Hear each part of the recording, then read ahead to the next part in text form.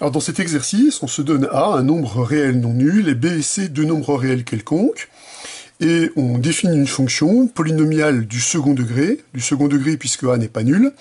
C'est la fonction qui est définie pour tout x appartenant à R par P de x est égal à x carré plus bx plus c.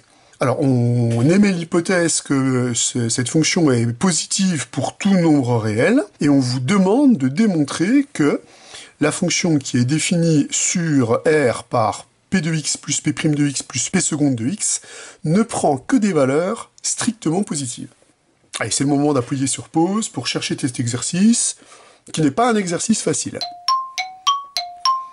Alors pour aborder cet exercice, pour démontrer que ce terme-là ne prend que des valeurs strictement positives lorsque x appartient à R, ce qui serait peut-être intéressant, c'est de recalculer ce terme. Alors déjà, je vais lui donner un nom.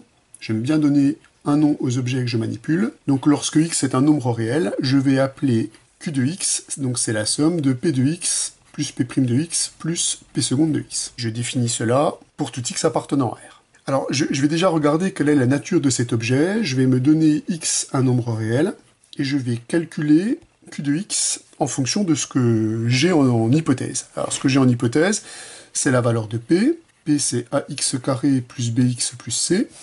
Je vais calculer P', alors on dérive une expression polynomiale, c'est pas bien compliqué, on va récupérer 2ax plus b, plus la dérivée seconde, je dérive cette expression, il ne va plus me rester que 2a. Alors je constate en réordonnant les termes qu'on récupère également une expression du second degré.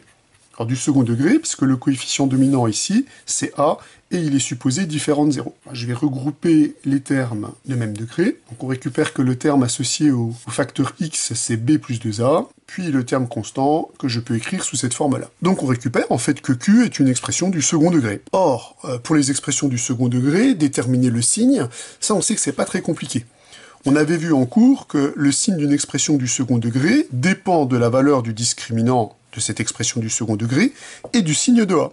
On avait vu que si le discriminant est strictement positif, notre fonction prend des valeurs strictement positives et strictement négatives. Si le discriminant est nul, l'expression est de signe constant, et que le signe il est donné par le coefficient dominant. Et si le discriminant est strictement négatif, eh bien l'expression est du signe de a et ne s'annule pas. Donc ici, comme l'objectif est de démontrer que cette expression ne prend que des valeurs strictement positives, il nous faut deux conditions a priori à vérifier. Déjà, il faut être dans le cas où le discriminant est strictement négatif, et le coefficient dominant doit lui-même être strictement positif. Donc ce qui paraît assez naturel, c'est de calculer le discriminant associé à cette expression du second degré. Donc là, bon, on va passer par le calcul. Donc je calcule le discriminant, on calcule le discriminant de cette expression. Donc b carré moins 4 facteurs du coefficient dominant de ce terme-là multiplié par le terme constant, 2a plus b plus c. Nous, ce qui nous intéresse, je vous le rappelle, c'est d'essayer de voir si ce discriminant-là n'est pas un nombre strictement négatif. Alors l'objectif étant de déterminer le signe, l'idéal serait de factoriser. Mais ici, il ne faut pas rêver, on ne voit pas de facteur commun apparaître, donc je vais développer cette expression. Donc la première se développe avec une identité remarquable, et pour la seconde, on va se contenter de développer. Attention à bien voir que le signe moins se distribue dans les trois termes. On va un petit peu nettoyer cette expression, on voit notamment que les 4 AB s'éliminent, et que les 4A carré et 8A carré se simplifient en moins 4A carré. Alors, je vais écrire cette expression sous cette forme-là, puisqu'on voit quelque chose de plutôt intéressant qui apparaît ici.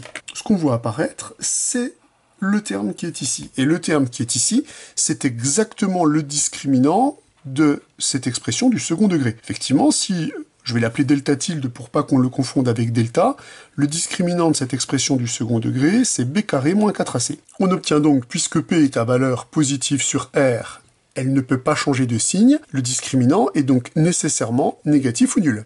En effet, si le discriminant était strictement positif, on a vu que cette expression polynomiale, elle change de signe. Mais de plus, comme il est positif, on sait qu'il est du signe de a.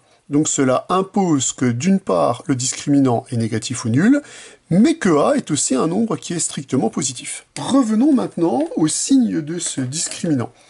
On vient de voir que ici l'expression qu'on récupère, c'est l'expression delta tilde, qui est par hypothèse négative ou nulle. Mais comme le nombre a est un nombre non nul, moins 4a carré est un terme qui, lui, est strictement négatif. Ce qui veut donc dire qu'ici, On ajoute un terme négatif ou nul et un terme strictement négatif. On récupère donc un terme strictement négatif. Si on applique la règle sur les expressions du second degré, on récupère donc que l'expression qui est ici ne s'annule pas, elle est du signe de A qui est positif. Conclusion, comme le discriminant delta est strictement négatif et que A est un nombre strictement positif, on en déduit que pour tout nombre réel x, l'expression P plus P' plus P seconde est bien un nombre réel strictement positif.